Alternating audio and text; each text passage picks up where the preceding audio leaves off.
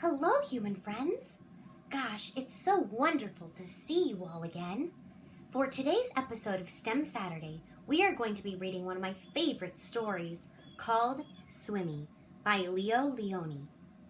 Now, as we read our story today, we are going to be scientists classifying animals by whether they are predators or prey.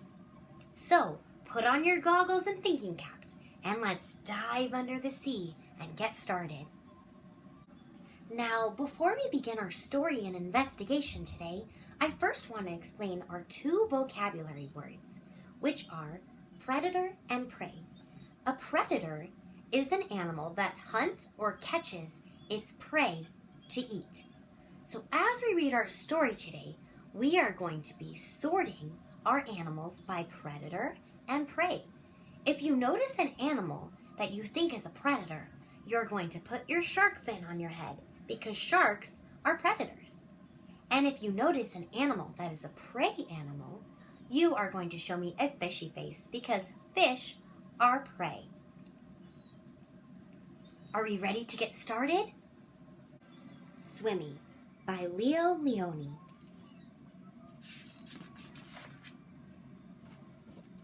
A happy school of little fish lived in a corner of the sea somewhere. They were all red. Only one of them was as black as a mussel shell. He swam faster than his brothers and sisters. His name was Swimmy.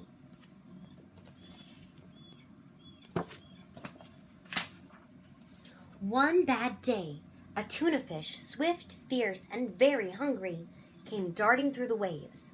In one gulp, he swallowed all the little red fish. Only Swimmy escaped. How sad. Now, based on our definitions of predator and prey, show me with your body whether you think that the tuna fish was a predator or a prey. Remember, we show predator with a shark fin and prey with a fishy face.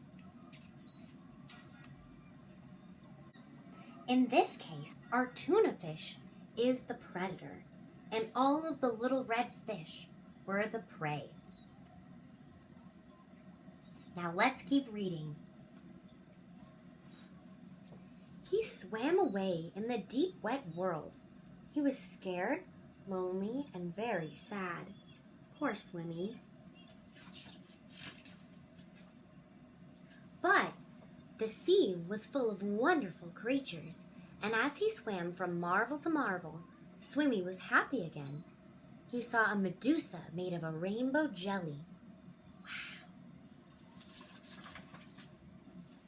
A lobster who walked about like a water-moving machine.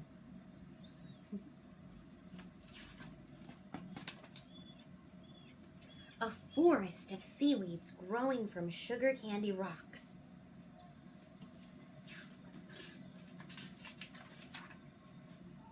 An eel whose tail was almost too far away to remember.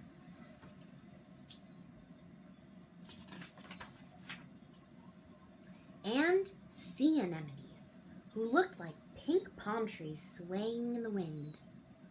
Then, hidden in the dark shade of rocks and weeds, he saw a school of little fish just like his own. "Let's go and swim and play and see things," he said happily. "We can't," said the little red fish. "The big fish will eat us all because he's a predator." "But you can't just lie there," said Swimmy. "We must think of something." Swimmy thought and thought and thought. Then, suddenly, he said, "I have it! We are going to swim all together like the biggest fish in the sea." He taught them to swim close together, each in his own place.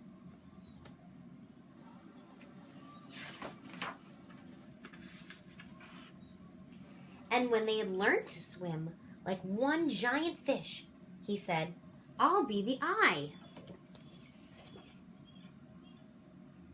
What a great idea, Swimmy. And so they swam in the cool morning water and in the midday sun and chased the big fish away. By forming one giant fish, Swimmy and his friends are tricking the predators into thinking that they're predators too.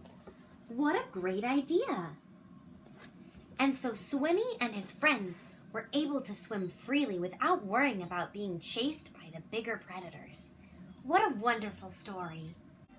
Thank you all for following along to our story today.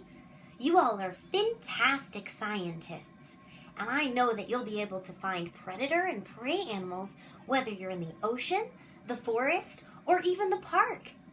I'm going to challenge you to be on the lookout for predator and prey animals as you go through your week next week. Well, anyway, I hope you all learned a lot today, and I hope you have a wonderful rest of your weekend. We'll see you next time on another episode of STEM Saturday. Bye!